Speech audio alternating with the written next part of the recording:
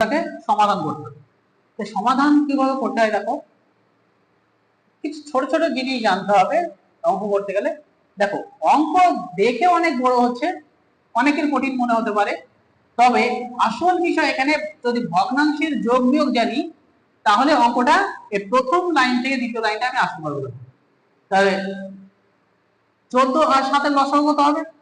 7 দিয়ে ভাগ করো 2 1, তাহলে কত 7 ইনটু 2 ইনটু 1, 7 গুণ 14, 14 কে 14, লসাগু কত হবে?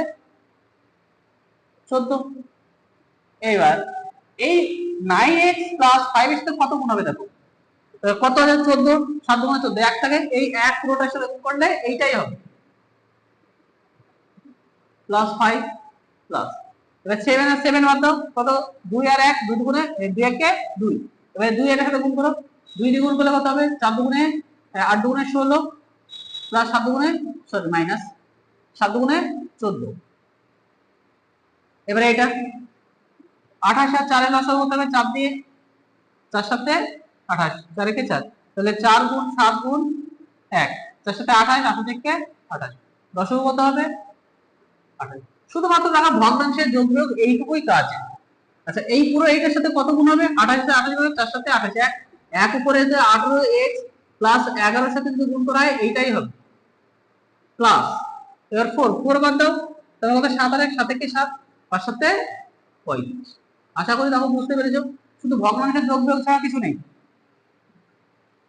আচ্ছা এবার x এর সাথে x এর যোগ বিয়োগ হবে, যেহেতু 16x এর রাখো প্লাস 9x, তাহলে কত হবে? 16 25 x কত হবে? একটা মাইনাস একটা প্লাস, তাহলে 14 এর মধ্যে বাদ দাও, মাইনাস 9 বাই কত?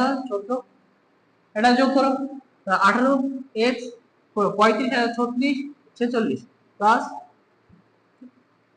বাই 28।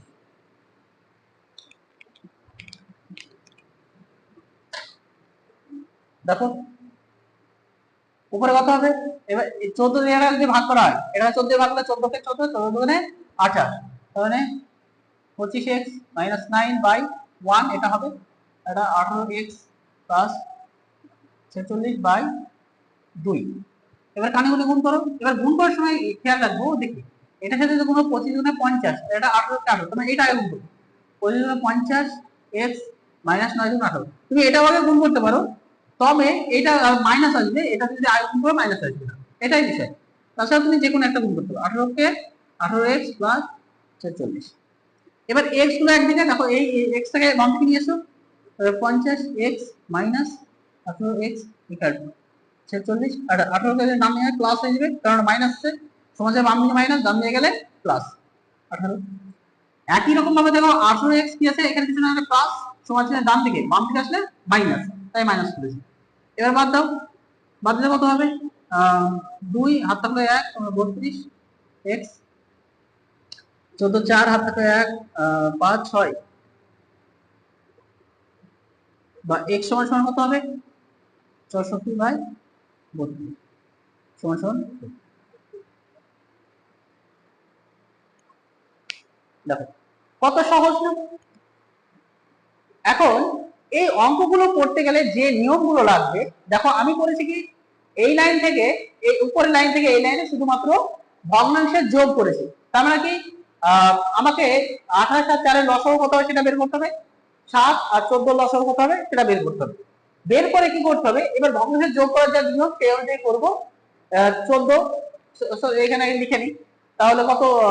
7 গুণ 2 গুণ 1 পেয়েছিলাম, 14, 14 আছে, 7 আর 2 দেখো গুণ করো 14 হবে, তাহলে 1 করতে হবে, 1 যদি উপরে 9x প্লাস 5 এর সাথে গুণ করি ওইটাই হবে প্লাস। এবার 7 আছে 7 বাদ দাও, তাহলে 2 আর 1 করে 2 গুণে 2 একে 2, এবার আছে 2 যদি উপরে সাথে গুণ করো 2 8 এর সাথে 8 গুণে 16, 7 এর 7 গুণে 14, নিচে লসাগু থাকলো। এবার এটা একই রকম হবে, এটার লসাগু করাটা কত পেয়েছিলাম আমি? 4 ইনটু 7 ইনটু 1, তাহলে 7 এর সাথে 28, 7 থেকে 28। এবার 28 এর 28 বাদ দাও, এখানে 7 এর সাথে একটা 1 থাকবে, 1 যদি 18x প্লাস 11 কে গুণ করা হয় এইটাই হবে প্লাস। এবার 4 আছে 4 বাদ দাও, ওদের সাথে কে 7 যদি 5 এর 5 সাথে 35। দেখো এবার 14 দিয়ে এটা ভাগ দেবে, এটাও হবে, আমি এই সমান থেকে নিচে নিচে আমি ভাগ করতে পারি কোনো কিছু দিয়ে, 14 দিয়ে ভাগ করলে 1, 14 দিয়ে ভাগ করলে 2। এবার কানিগুলো গুণ করো, দেখো এইটার সাথে এইটা আগে কেন গুণ করবো, কারণ এইটার সাথে এটা গুণ করলে জানি এক্স এর মান কত হবে, 25×50 হবে। এটা 18 কে 18, তাহলে কোনটা বড়? এইটা বড়। এই জন্য আগে আমি এইটা গুণ করলাম। তাহলে 25×50 9×18, আর এটার সাথে গুণ করলে একের সাথে গুণ করলে উপরেরটাই হবে, তাই রেখেছি। এখন এই 18 যদি বাম দিকে যায়, দেখো এখানে সমান চিহ্ন ডান দিকে কিছু নয় মানে প্লাস, ডান দিকে গেলে মাইনাস। একই রকম ভাবে 18 দেখো মাইনাস সমান চিহ্ন বাম দিকে, ডান দিকে আসলে প্লাস। দেখো তাহলে এবার 50 থেকে এটা বাদ দিলে 32 এক্স হবে, আর এটা দুটোই যোগ, এখানে কিছু না যোগ, তাহলে এটা যোগ করলাম কত হবে 64। এবার এক্স এর সাথে যেহেতু 32 গুণ আকার আছে, তাই ডান দিকে আসলে ভাগ হয়ে যাবে, বাই হয়ে যাবে। আশা করি বুঝতে পেরেছো।